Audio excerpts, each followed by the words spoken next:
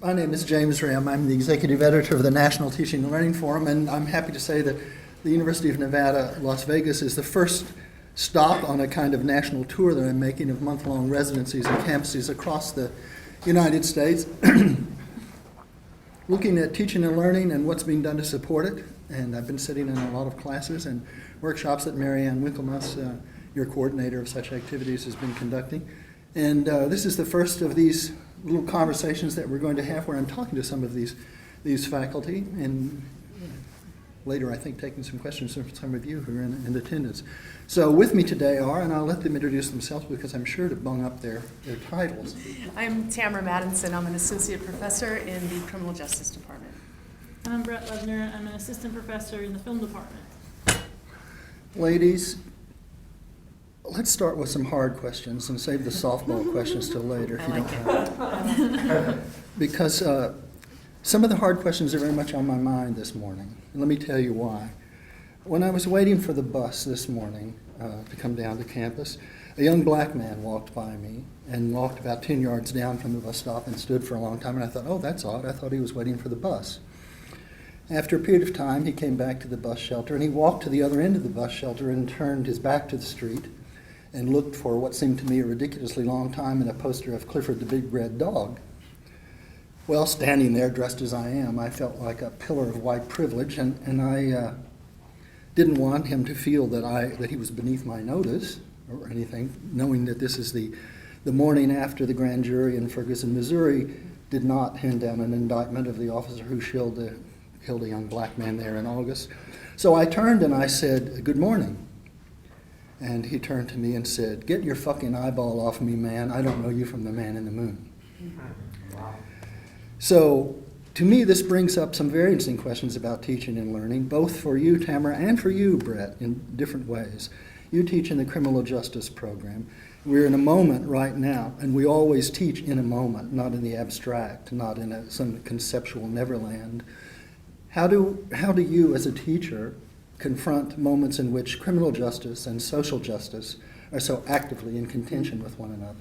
Well, I think they're the best moments to be teaching because it really brings home the ideas that may seem abstract in a sense, and we can actually explain and show and discuss things that are on students' minds and that are actually impacting us on both an individual level and at a community level. So when things like Ferguson happen, I think it's a great teaching experience. I mean, it is for our larger community in general, but for our students, and for our students to be able to critically think about these ideas and apply them to what we're learning in the classroom. I mean, that's the ultimate goal for any teacher, but it's so wonderful that we can have these types of discussions in safe places, and that's what I think universities represent for students is a chance to discuss some of these ideas, because some of the thoughts that students have are quite controversial, and in some settings they might not feel that it's appropriate to discuss these things, but here we can provide that forum for them to really express those opinions, explore ideas, and hear the opinions of others, and others who are not like them. Mm-hmm. So this individual that you met at the bus stop who's so very different from you, in a classroom you'll have such a wide array of people. It's really interesting that for the first time some of these students are interacting with people from other communities that they might not have interacted before. And so it exposes them to different perspectives and ideas. Well, teaching in a public university, of course, professors are all under a different kind of magnifying glass all the time, and you're expected in some sense to be apolitical. Mm. So in a situation like this, one of the questions I keep asking is, what do you profess? Do you profess merely the values of critical thinking, or because we do still turn to higher education with the hope that it's helping build a civilization? Sure. And I think there's two schools of thought on this, and I think this is true for any discipline, is one of my great colleagues says that we've earned a PhD, so we now have the right to profess. That is why we are professors, and we must share our opinions. And I'm a little bit more reserved and conservative when it comes to that. I certainly express my opinion, but I also express the alternatives to that opinion and the reasons why people feel differently from me, because I don't think you can really encourage or foster dialogue if you're simply, espousing one set of ideals or, just looking at something from one angle. So, I take great pains to ensure that one, my ideas are represented, but two, that the ideas of others and those who challenge me the most are also represented in our discussions. Now, Brett, when I visited your class the other day, and we had a little conversation ahead of time, I became aware that you've just completed a film on sex trafficking, would that be the right way to say it? Underage prostitution in Las Vegas. So that's a very interesting project. Also, certainly interacts with concepts of social justice. Tell me a little bit more about that and how, if at all, it impacts your teaching. Yeah, so I had an opportunity to, in my field, instead of publishing, we make films in the film department. So I'm at mid-tenure now, and it's a time to kind of do a project. And I had started off making a short film about, it's a fiction, so it was written with a screenplay and actors. But it was about underage prostitute, and I had made the short film while I was teaching up in the Bay Area in Oakland. And then since then I've come down here for a full-time position here, and I wanted to make a feature, my first feature that I would write and direct. And I was thinking what story I'll tell. And it just seemed, after doing some research, that the topic would be very appropriate if we moved it from Oakland to Vegas. It is a big issue here. And actually it has really interesting dynamics as to how it affects the community and business and casinos and so forth. So I actually, very interesting, Dr. Kennedy, who works in your department, I started doing some research, and I utilized kind of the resources that are available to me. I went to UNLV and I said, who can I meet that, this is their research and they can kind of inform me and help guide me, so I'm kind of telling a more authentic, accurate story, and it's not just, from my imagination. And I was so thankful to meet Alexis, because she really, this is her area of research, and she just opened so many doors for me that allowed me to directly meet with social workers, juvenile, parole officers, psychiatrists, people who work directly with this area of these individuals, including the Attorney General at the time, which is really cool. And then it just gave it so much more. I got to meet a former prostitute, a former pimp. I got to give the story more credibility because I was meeting real people and real statistics and real facts. So since then, after probably a year of rewriting, pre-production, and so forth, this October we shot the film here in Las Vegas for 3 weeks, utilizing actors, mostly SAG actors from Los Angeles as well as Las Vegas. And it was a great experience. Alexis came to set several times to be kind of a consultant.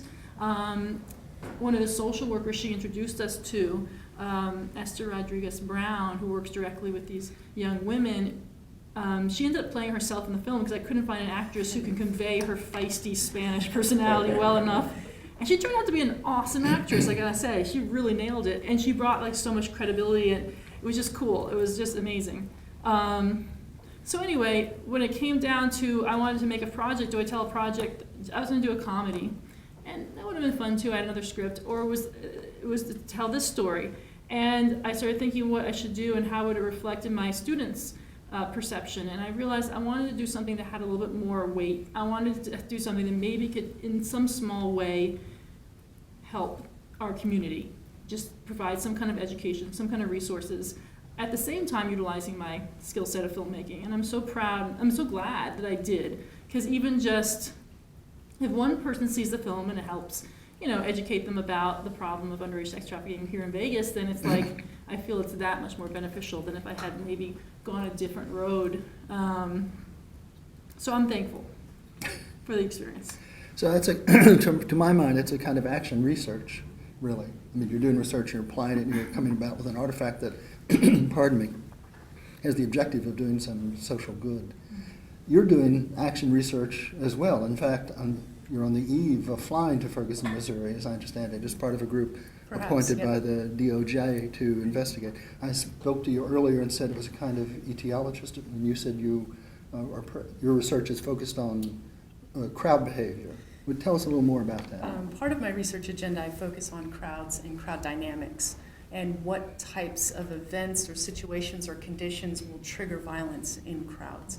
And traditionally, I've worked a lot with law enforcement agencies who have, perhaps one might say, approached crowds in ways that did not encourage the best behavior, but instead instigated or fanned the flames rather than help to suppress the violence. So I started working there, but what was really interesting, in the Department of Justice, they fund these really useful problem-oriented policing guides for police agencies that basically summarize all of the research that's been done on a particular topic, and they say, this works, this doesn't, but they break it down in a way where it's very useful to practitioners and police who maybe aren't educated in research and don't quite understand how this works.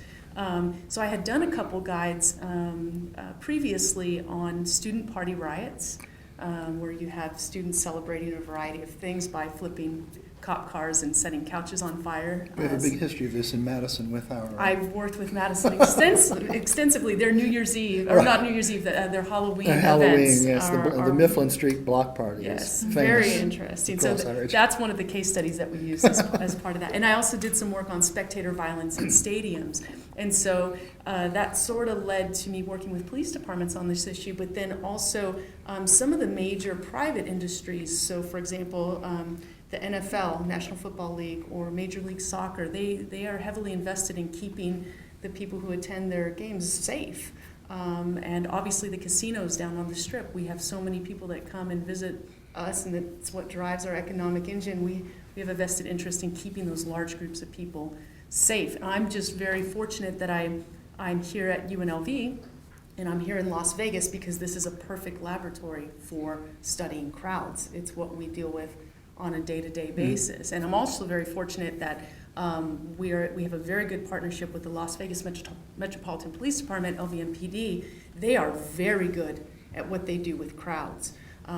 When you compare their tactics and their approach to crowd management to the tactics and approaches used by other police departments in other jurisdictions, they are extraordinarily good at keeping crowds safe without having to use force, which is something that we were discussing a little bit We earlier. talked a little bit earlier about the difference between crowd control and crowd management, and that you were talking to police about crowd management. And in the midst of our conversation, I said, is crowd management more like teaching, and crowd control being like the imposition of force? Sure. And then you said, isn't everything like teaching? Everything's a little bit Of course. like teaching. So now you could take a crowd control is much more about using force in order to suppress violence, right? So when things have gone really wrong, crowd control tactics, we roll out the riot police and the riot gear and the tanks and the other things that are quite formidable and scary. Crowd management is something very different. It's where things are generally going okay, but we have the need to keep a large group of people very safe, which is not an easy task. Now, I suppose you can think of teaching in both ways as well. So you can either facilitate good behavior or you can force good behavior upon people, and it's two very different approaches. Some teachers do feel a need to be a policeman from time That's to time. right. So they might use the crowd control tactic for teaching. Well, I said we'd start with the hard questions and move to the easier questions, but really when we talk sincerely and deeply and openly about teaching, I don't think there are any questions that are particularly easy. Being honest is always one of the highest human challenges. But let's move to some that we might think of as easier questions. People come to being a teacher from different pathways, and then they end up with a whole variety, just as much diversity in ideas of what it is to be a teacher as there is the diversity in the students that you meet. Let me start by asking you, Brett, about influences. Who were some of the teachers that were big influences on you and who may have been seeds of formation in your notion of what a good teacher was, or is, I should say? Well, I came to teaching through filmmaking. I never really sought out to be a teacher. It wasn't really something that even I knew was possible. It kind of fell into my lap. So after graduate school, I spent 10 years working in film and TV production. And I worked actually on several shows with cops. So I went under, I documented homicide detectives and different canine units. But I got to a point where I felt like I was taking jobs to pay off my student loans, working a lot in reality television, and I wasn't really finding it very fulfilling. I never had time to kind of work on my own passion projects because I was always taking the next gig to pay the bills. It was all freelance work. And I just happened upon I had a couple months off between gigs, and there was a teaching job up in San Francisco, part-time, to teach editing, and I just applied for it, and somehow I got it. And I was like, oh, okay. I don't know what this is going to be like, but I showed up, and I was just like, I had that like aha moment. I'm like, oh my God, this is what I want to do. And then it occurred to me, all my professors at graduate school were filmmakers and teachers, and I don't know why I never got it until that moment, that this was a possibility. And it was just so exciting to be among young people and kind of show them for the first time the films that they showed me for the first time. That kind of got me so excited about filmmaking. But there was one particular professor when I was at Columbia that really inspired me, and that was a filmmaker. His name is Tom Kalin, and his films are LGBT specific, and he was just so inspiring to me because he would bring his films. He'd be working on a project and he'd bring it into the classroom. So it became the merging of those two worlds. And, would talk to us about casting, would talk to us about financing. And it really made it that much, more real because it was happening right before our eyes. And we had the opportunity to intern on his films and so forth and so on. And there was just one conversation that really kind of like cemented him in my eyes as a mentor. What do I do? I was about to graduate. What do I do now? Because there's no clear path when you're in the arts, unfortunately. You're not a doctor, you're not a lawyer. What are you supposed to do to like survive until you can make that film? And he said, you do what you have to do. And I asked him, should I take this one gig? It was some gig I didn't really believe in the subject matter, but I needed to. He goes, listen, you do what you have to do, and you keep working on your own projects and keep making your own films. And I said, well, this is a little low-budget film about sex trafficking I want to make. He goes, do it. Stop waiting around, just do it. And so anyway, he became a huge mentor in my life, and to this day. And until I made this film just a month ago, he was always encouraging me just to get out there and keep making and practicing your craft. So, what I respond to particularly in your history, your answer, is the way in which the professor who influenced you most saw no deep division between their research and their teaching. Their research and their teaching were an intermingled part of their lives, and that's always been my experience in graduate school. That professors who were doing research, I knew what they were doing, and it influenced the kinds of examples they brought. And if not the examples, the attitudes toward finding evidence, testing evidence, constructing argument, and so forth. So to me, that's a very telling example of qualities for a really good teacher, an influential kind of teacher who's been influential on you. Do you have a similar kind of experience? Yeah, I never meant to do this either. This is a completely accidental gig. In fact, I always tell people I'm an accidental academic. I was a long time ago. I was a musician, and I was very cool. I'm so unlike what you see before you today. So you still seem cool. Oh, thank you very much. But I was in a rock band, and I played guitar, and life was. I think my parents were panicked, and I decided I would major in music, and I did for a while. I majored in classical guitar, and I took a criminal justice class. Again, not really knowing what it was. And the woman who taught this class, this was at a junior college. My parents really couldn't afford to help me very much. And in California, it was very cheap to go. I think it was $13 a credit to go to a junior college. So that was the old days. Yeah, exactly. It's not exactly the same anymore. But so I took this class, and this woman, she did not have her PhD, and she wasn't as involved in research, but she was one of the first set of women ever with the LA County Sheriff's Department. They were trying women in the force. So they hired this group of women. They gave them 2-inch heels, a skirt, a handbag for their handgun, which was a miniature version of a handgun. They said, our ladies will be ladies, go out there and do police work. Now, again, I'm in her class in a leather jacket and ripped jeans, and I'm listening to this stuff, and I'm going, this is incredible. And her life story of who she was and how she kind of got to where she was so inspiring to me that I just completely switched gears. I said, this is the most inspiring thing I'd ever heard. I just thought, this is what I'm supposed to do. And even then, I didn't mean to go into academia. I thought I would go into policing. I'd go into law enforcement and do something related to this. And I just had a mentor who took an interest in me. And I've always been attracted to people that are passionate and have a great sense of purpose. And so the professors in my life that kind of had those two things, where they really knew who they were, they knew what they wanted to do, and they were extraordinarily passionate about it, I just gravitate toward those people naturally. And she just asked me, have you ever considered graduate school? And my parents, my mother had some junior college, but nobody had ever gone all the way through. And I said, no, what is graduate school? She said, that's more school. I said, that sounds ridiculous. Why would anybody consider that? And she said, oh, you're pretty good at this. You should consider. And so she really helped me. She mentored me. She got me into my master's program, at which time I received a scholarship to the #1 PhD program in the country to study with an amazing scholar who works directly with police departments. And I liked that marriage of being able to, I wouldn't be a police officer, but I'd be working directly with people, developing policies and making decisions about what police do. And I thought, this would just be incredible. And my mentor at the PhD level, his name was John Eck, absolutely incredible. He just convinced me that the difficulty in working through complex problems was worth it, because the impact that these things can have. And I spent many years studying under him, and it was just a transformative experience. And so I've traded my guitar for a station in front of a classroom.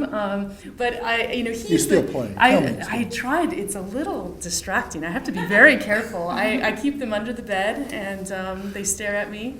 They peek out underneath. But he was the first to say, I had a fear of public speaking, just a strong fear. It was something to play guitar in front of people. It was another thing. I wasn't the lead singer. I didn't enjoy speaking in front of people. And the first time I taught a class, as I'm passing out the syllabus, my hand was shaking. I thought, this is the wrong thing. That I'm not good at this.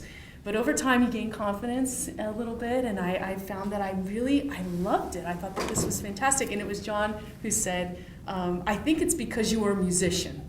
I think it's because you're a performer. And I think that gives you it just changes the dynamic in the classroom when you're in front of a classroom versus somebody who's never had to perform. And I'm sure with film, it's much the same. I think if you come from that arts background, it just changes your perception of what it is that you're doing and what you can do to kind of bring people in and get them inspired and feel passion as well.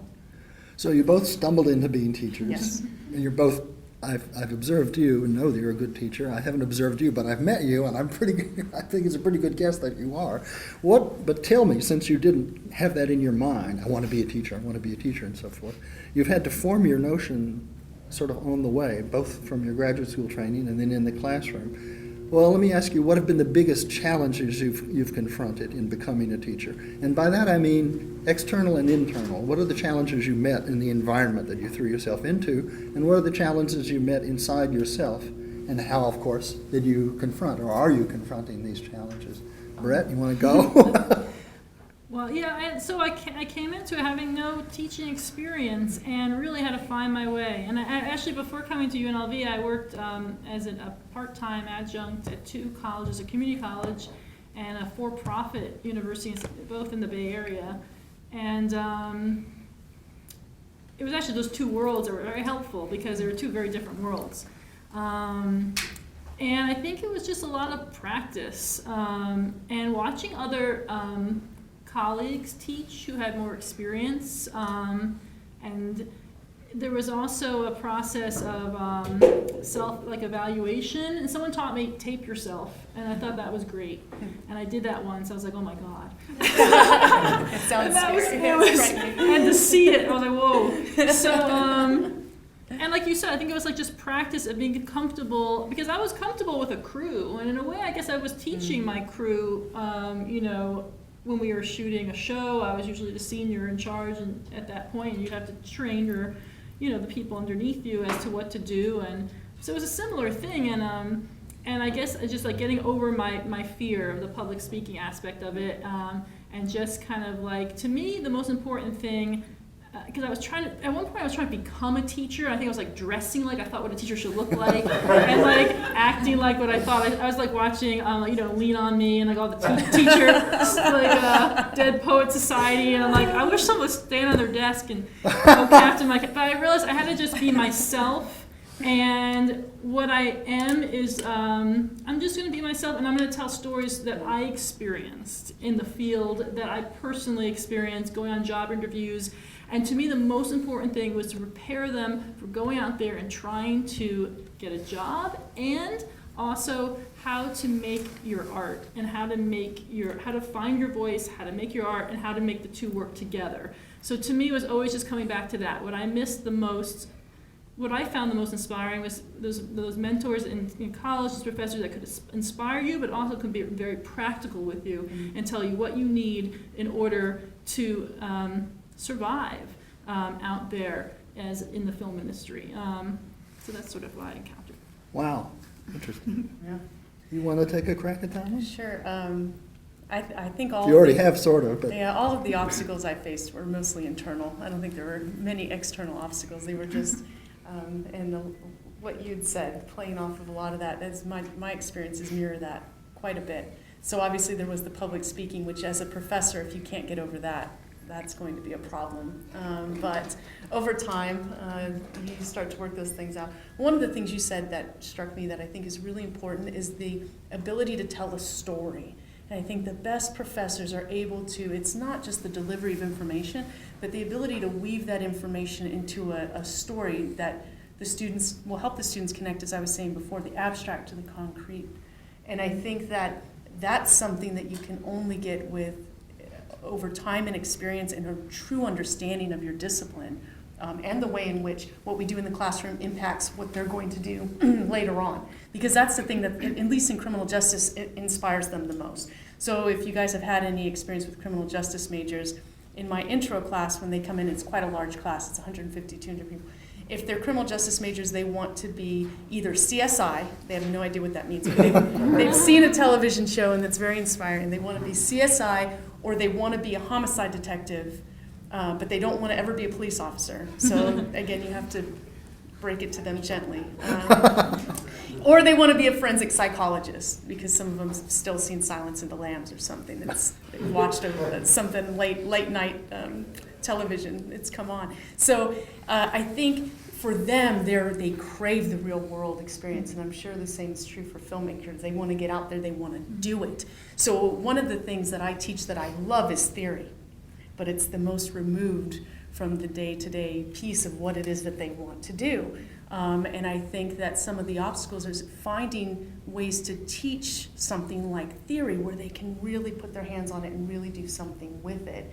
And that for me that was a challenge. You know, how do I do this? And how do I get them to be passionate about very abstract concepts? And part of it was the storytelling, and part of it is really integrating activities into the classroom that directly connect their knowledge of that theory to something very practical that they can do. So we have some service learning activities that we do in one of my classes where they actually work with the local police department. The police department comes and says, this is a crime problem that we're having. We've had it for a very long time. We need new ideas and we need a way to solve this.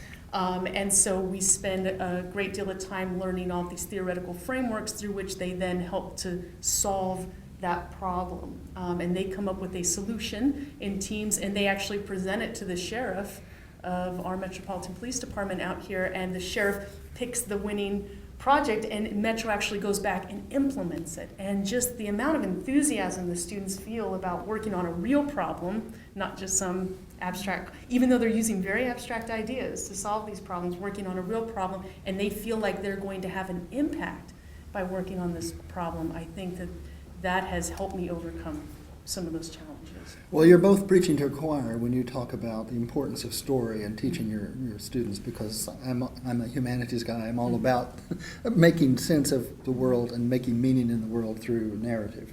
So thank you for those rich answers that appeal to my way of seeing the world. You know, one of the big challenges that sitting in on your class reminded me of, that teachers at an expert level always encounter, is that their students come in at a novice level. And the things that it requires of a teacher to reach across that bridge of experience and lead the student from the novice level up to at least point them in the direction of a more expert level seems to me to be enormous. Maybe that's because I lack some of those qualities that or needed to reach across that bridge. You did something in your class that I thought at the time, well, this is dumb. And then later I got to thinking about it and I thought, this is really smart. Thankfully, that was Not the reverse. Well, really, I made a lot of notes and I was thinking about it later and I thought, oh, I see what the wisdom of what she was doing. And I don't even know if you realized how wise you were, but it seemed to me that you were. I mean, one of the things that teachers encounter more and more is the difficulty of getting over students' almost desire to have a passive experience as opposed to an active one. Of course, they learn better and enjoy more when you're able to get them into an active experience. You wanted to start your class by giving a lecture on comic editing, remember? But you didn't stand up there and give the lecture. You brought up an essay that was the lecture, and you had students take turns reading paragraphs of the lecture. Well, this reminded me of how back when we were I came from Kentucky, and we started off the day with Bible reading, and people would go around reading different verses, and it reminded me of that, and I thought, what is she doing? And then I realized you made the students actively participate in enacting the lecture. I thought that was genius. Later, when they began to show their first drafts of their music videos, and then you responded to them, and other students responded to them, first of all their editing decisions were much superior to the ones that came to me. I thought, oh boy, these kids, they really know a language that I thought I would probably be pretty good at, but it turned out not so. She showed rough cuts and then final cuts, and in between the students got to give suggestions and so forth. But of their videos, to my mind, they often seemed rather naive in many ways. But you were very generous in your critiques of them. So I'm saying all this as a platform to have you talk to this question of leading students from a novice level more toward an expert level. Yeah, I think that this is an introductory class. So it was the first time they're going to be, for many of them, the first time they're going to be thinking in that context. So it's finding a new way to speak making films. I always think equating filmmaking to it's a storytelling, but instead of using words, you're using visuals. And it's like you got to learn a new language. So these are just starting out, so they're speaking in, at a toddler level, but they're going, and so did I. So when I look back at my exercises and as they progressed from undergrad to graduate school to now, I also evolved. And so what I try to do is I think encouragement is important because as an artist, I think if you lose the ability, I don't know if it's the same, it might be the same in other disciplines, but when people come and show their work and their art, it might be the same when you show you deliver a paper, your self-confidence, especially a lot of times because they take some of their personal feelings into the project, a lot of times about a personal experience, a love, a loss. Some of my students can't sit there and watch their work because it's so personal, and I make them do it because it's important that they self-critique themselves and learn that process. But because it's so personal, and sometimes it crosses over into, it's work, but it's also emotion. I try to encourage them, just the fact that they're doing the work, and that they're being able to kind of share it with an audience. Obviously, you want to give positive, you want to give critique in order to make it stronger, but at the same time, I don't think you should discourage them at this level. So I'm very cautious not to. I'm also trying to be very patient, because I think back to my professors. And I thought how patient they were with us and how they were so superior at that. There's so much more experience to what we were doing, but how patient and encouraging, like that one professor, Tom Kalin, who I mentioned, how I came in once with a little stupid exercise, and how his words of encouragement made me persevere, and I'm here now because of that, because he took such I don't know, he saw something in me, and I don't know if he really did or not, but whatever it was, it made a difference in my life. So anyway, so I try to temper things, I try to see, let's be realistic as to where we're at right now, and I try to remain patient, and I try to I try to encourage, because they're going to get enough discouragement in the real world, you know what I'm saying? Let's try to get them the skills they need and the self-confidence they need to get out there and try to show their work to the world, I guess. Yeah, you know, the longer I've thought about and written about teaching and learning, the more and more I use the word patience, the word that comes into my mind, that to be a really good teacher, you have to have a great deal of compassion. It's being willing to get beyond yourself and on some level or other, love another. And you show that through the patience and kindness of your comments. What do well, you've already given some hints about how you bring the students from wanting to be a CSI into some experience of the real world and actually being able to be a help in the real world. Right. Do you face this sense, oh, they're so young and they really need to get up to? I think it's true for anybody in any discipline. Otherwise, you're really not a discipline, right? So if you don't have complex things to learn or a lot to learn, then I think we all start off as novices to some degree. Difference with criminal justice, I think, is everyone, and this may be true with what you do too, everyone thinks they know a lot, right? So when I first switched over to criminal justice, I thought I had the answers to everything, right? Because I'd watched all the shows and I knew what to do to solve the nation's crime problems. So you have people come in with very strong opinions, and I think one of the challenges, it's a little bit of a different approach. You want their paradigm to fail them.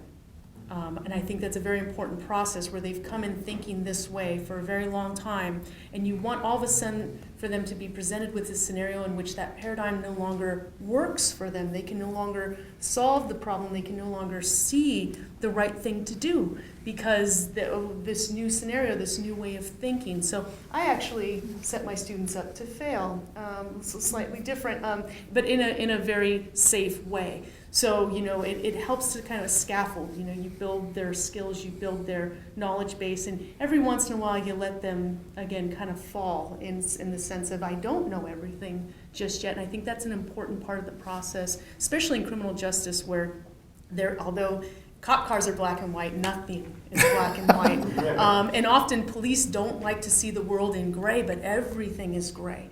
And so making them comfortable with those assumptions are just, and it can be even little simple things where you show, talking about police shootings and show a police shooting and say, was this justified? You know, and you have the class kind of interacting and getting worked up about, and I've shown it from one angle and then we show it from another angle, and again, their paradigm fails them.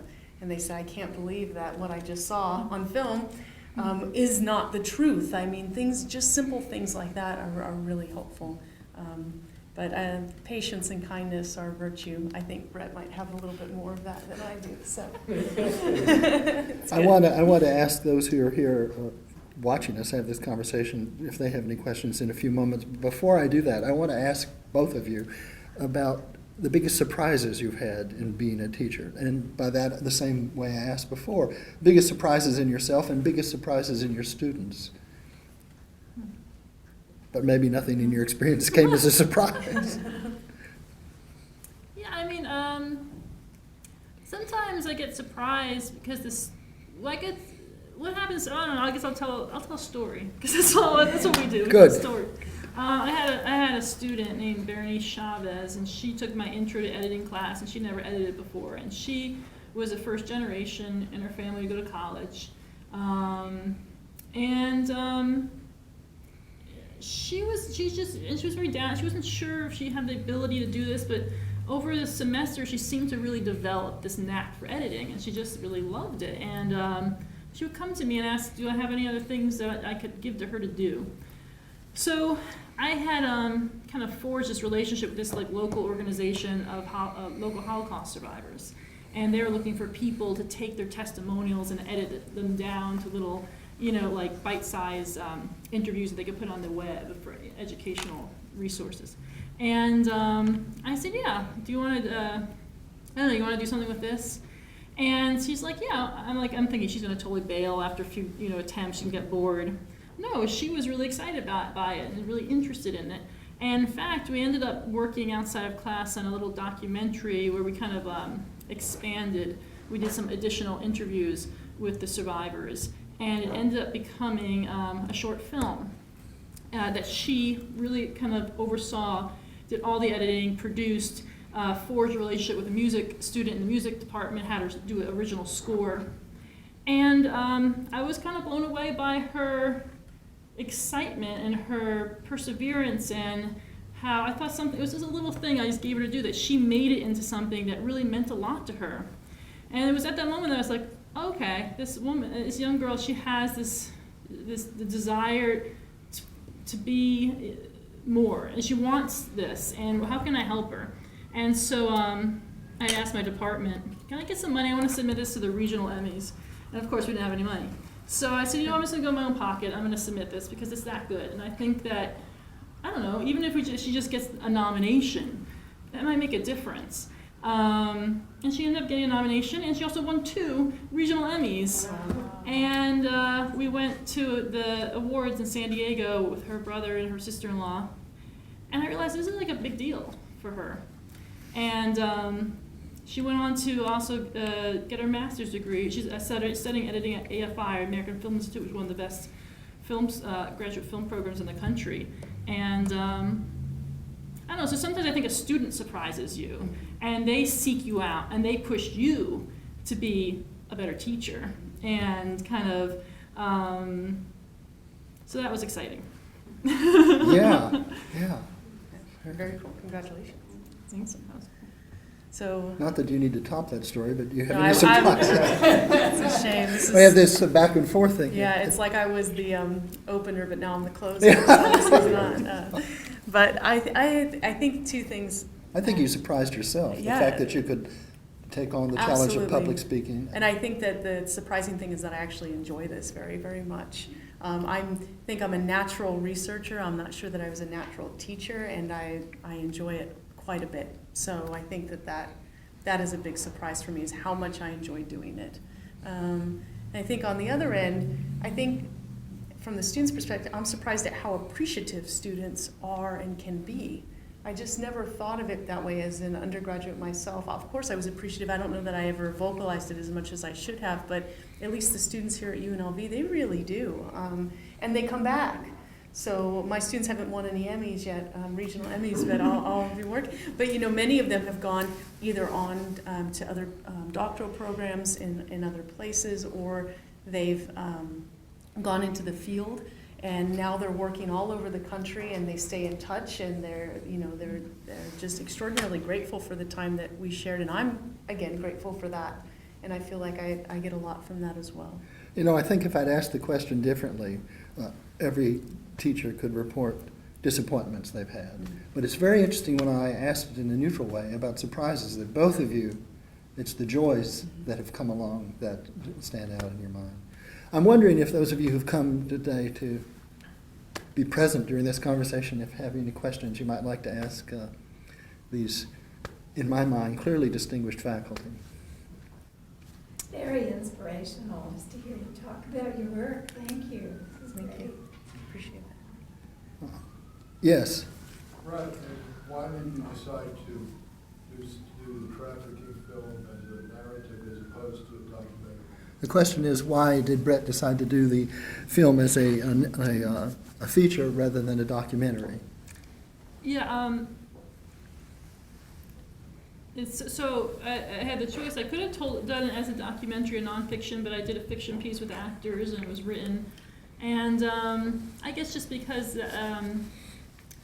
there's so many documentaries about sex trafficking that are great, that already exist and can be used as a tool, I thought maybe it was interesting to tell a fictionalized version that actually might reach a different audience than the documentary might, and maybe in a way it could be more personal, or maybe people can connect to it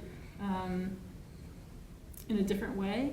And also just because I actually, I have worked in nonfiction, but fiction is my passion, and it was always my goal to be it was my guilty pleasure. I love working with actors, and that was just, I guess, part of my passion project, my dream project was to have the opportunity to do so. So that's kind of, and actually it was cool because Alexis Kennedy was saying how they do have docs that become, tools, and she was in many of them. But they don't really have necessarily a fiction film that has an underage prostitute, which is not the correct term. She told me it's called exploited youth. But She's not here to correct you. yeah, so. she would have corrected me. And that maybe that this could be used as a tool and hopefully connect to young girls in a way that a doc may not. So I hope so. Are you seeking out a young actress to be able to portray what age category is this narrative film trying to focus on in terms of the exploited child? We shot it in October. So we had a young woman that we got from Los Angeles. The woman in the film is underage, so she's like 16. The actress is of age because we couldn't utilize underage, but she looks young.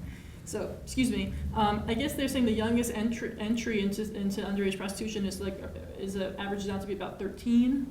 But there has been some situations of younger. Yeah, that's pretty. Other questions, maybe about teaching. Let's go here. Yeah. So, as a student, an undergraduate student, I'm kind of curious about the perspective of professors here on campus. I hear that as fields become more specialized, they start to become more, in order to expand on the field, there's some intersectionality going on where sometimes you have to integrate other things. Like I noticed you mentioned in your documentary, like you deal with films involving sex trafficking, right? Which might involve some sociology. So I'm just curious, in your experience, I guess rising up the educational ladder, do you feel that, have you seen this trend of more cross disciplines, so to speak? Trying to repeat the question for the benefit of the video. An undergraduate member of the audience is asking about the increasing interdisciplinarity in teaching, the crossing of disciplines, the way in which sociology, for example, impacted upon Brett's work in making this film about underage prostitution. I guess you both could respond to that because yours is really also Yeah, sociology. I think, being from criminal justice, we're very interdisciplinary to begin with. But even certainly, I find I'm collaborating with people I'd never expect to collaborate with. So because I do crowd research, sports management has turned out to be, professors in that area have been great collaborators. So you find that, I think that might be a trend that's happening more and more. And I certainly find that that's happening more and more in my research. So. Did you want to comment, Brett? I would say the one thing I just will say that because because we're in the arts, a lot of times it's the lack of resources. I love the connection becomes because of the lack of resources. So we seek each other out. For example, the law school and us have said, we need legal information or legal advice for our students who are dealing with contracts and so forth. But they can't afford lawyers, and Nevada doesn't offer really pro bono legal for artists like they might in other states, and their students need practice giving that type of advice. So we've kind of talked about the potential of creating a clinic where the students at both our departments would pair up. And we also did that as well with the music department. The music students, composition students needed practice composing and scoring pieces for their portfolio, and our students need scores that they can afford. So then we come together that way. So sometimes the lack of resources provides the inspiration, but in the end it becomes that much more an awesome experience because we're coming together and helping each other out anyway. So, yeah. I think we have another question back here. Yeah, so Dr. Madison, I'm interested, you were talking a little bit about failure, and in teaching and learning we don't talk a lot about failure in a positive way.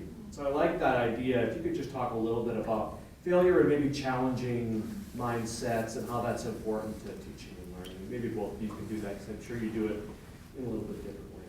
I think that voice was strong, but I'll repeat at any rate.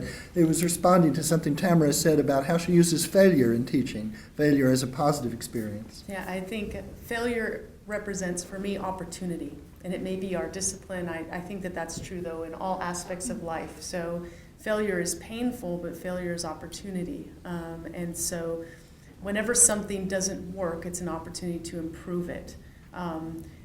often if things are just going okay, and think about this from a criminal justice standpoint, things are going all right, there's no huge scandal going on, things will continue to kind of move along the status quo. If something fails and fails dramatically, so talking about what's happening in Ferguson, it actually forces us to look at the issue and then try to come up with a more effective way to deal with something, or come up with a new solution to these things. And I think that's true in teaching as well, both in terms of how students learn. I think failure is a really important part of that process. We have to fail in order to grow. And also from a teacher's perspective. So we, again, not being formally trained as professors necessarily in how to teach, I think that it's interesting. And people will say this is very cliche, but you learn more from your failures than from your successes. But And it hurts too. And it hurts. But there's a lot to be said for that. And I think fear of failure is the problem for everybody and everything. I think if we're so afraid to fail all the time, we never learn to grow. I mean, that's such an important issue. And so even in researchers are, I mean, certainly failure is very, very scary. But I think that when it does happen, although we do try to avoid it, it presents amazing opportunities, an opportunity to do something new, do something different. And so I You appreciate must that tell me question. later where you got this positive attitude. I want Me? to get some of that for myself. Do we have any other questions? I think we have time for maybe one more. Yes. So I've got a question, and it's not necessarily about teaching, but it's really more about, so you all started at one path and you ended up somewhere else. And so that's, maybe that's just the nature of society nowadays, that you're going to start somewhere and you're going to end up somewhere totally different. But, since you do work with, I guess you both work with intro students. Mhm. Maybe your students are more at third year or something like that as they come in. But, do you try to advise them as to what it's really going to be like? So it's not CSI from TV. This is really what you're going to be doing. And yes, you can create a film, but you're not going to necessarily get an Emmy the first time. It's going to take some time. So, what kind of things do you do to really, not that you want to chase them out of the classroom, but what kinds of things do you do to make them understand some of the difficulties in the particular discipline they're in, and what kind of job that they're going to get to help guide them? Maybe they should be doing something different. I guess the question really boils down to asking you what role advising plays in your teaching, since you both have switched paths and come to teaching not as your conscious first choice, but a happy place you've landed. Yeah, I think it's a great question, and that I showed them an article from Movie Maker magazine that kind of shows what the real world of independent cinema looks like. And they've interviewed several Oscar-winning as well as nominated filmmakers, and how prior to winning that Oscar, what were they doing? And they saw most of them had two jobs. One job was working on that passion project. The other job was, one of it was working at Home Depot. And this is an Oscar-winning filmmaker because he liked the 9-to-5 aspect of it, and that gave him time to work on his project. Another one liked to work in reality television because it was flexible, and they could work for 6 months and get a good chunk of money, and then 6 months work on their own project. Or another one, went into teaching because it liked the stability and knew exactly when their breaks were going to be, and there was nothing. So I said, this is the reality.